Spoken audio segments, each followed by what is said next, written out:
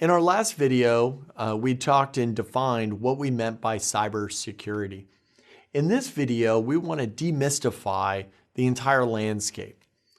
And specifically, we want to talk about some of the challenges that face individuals, organizations, and policymakers. Many of us are used to these types of headlines that we find on a regular basis. Things like 77,000 cyber attacks or 7 billion records compromised in the first 3 quarters of 2017. And these are all really, really scary headlines for us to realize. And we have to sometimes wonder, why do we even get out of bed? Why do we even bother? If things are so bad and we feel that we're about ready to suffer from a cataclysmic fire of cyber attacks, why do we even bother? And so in order to get a handle on this situation, we need to demystify what we actually mean by a cybersecurity threat and the cybersecurity consequences that come with it. So what do we actually need to be concerned about? This is a fundamental question. It's a fundamental question for us as individuals, for corporate executives, as well as policymakers. And so this is one of the central questions we want to address in this particular course. Well, a lot of it really does depend on the position in which you stand. If you're an individual, there are a series of different questions you may want to ask. What local, state, federal laws should be written to protect me?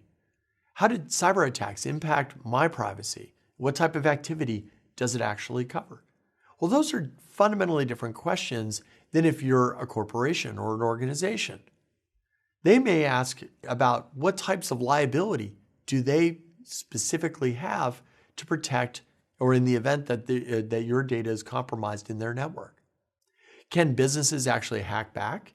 So if they're compromised by a particular threat actor, by a hacker, are they entitled to actually hack back the hacker? That's a good question. Should businesses be compelled to turn over source code of products that they want to introduce into a new foreign market? So in some countries around the world, if you want to do business, you actually have to turn over your source code. Is that something that you want to actually do? If you're a nation state, there are all sorts of other types of questions you're going to have to answer. So is one cyber attack from another country against yours an act of war?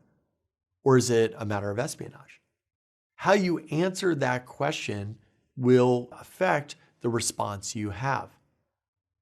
There might be other questions like, is there a difference in the types of attacks? Are some attacks more severe than others? Are some more exploitive versus disruptive? How do you know? How do you categorize? How do you measure? These are fundamental questions that need to be asked. Should common agreements between nations be used to create what we call norms of behavior or normal behavior? And how should you enforce them? How should countries cooperate or not to assist in criminal investigations? And how do I manage threats to my own critical infrastructure?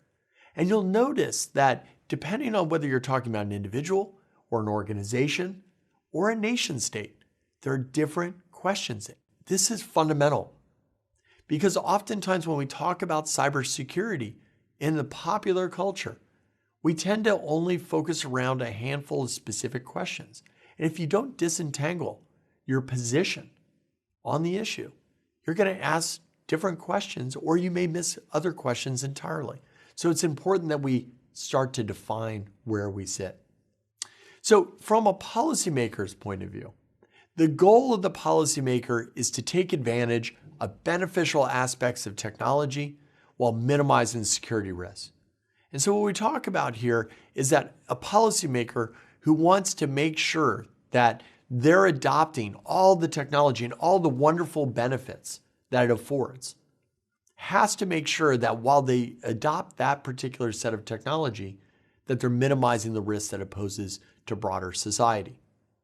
So there's a whole set of technologies that are being introduced in our cities, in our critical infrastructure, things like our power systems, our water systems, surface transport systems.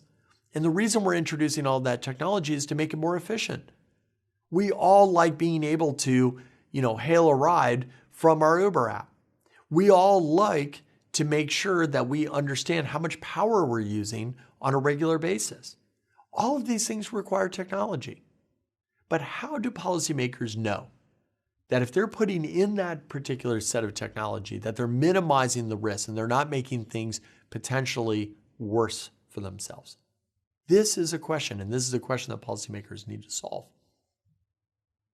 So some broad areas of concern that policymakers may have might be things like the confidentiality or integrity or accessibility of government networks, making sure that the government networks that they use to provide services to the citizens are actually not compromised and that are maintaining the confidentiality, integrity, and accessibility.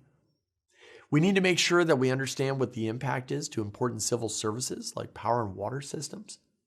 And we also need to make sure that we have a broad set of national and international concerns.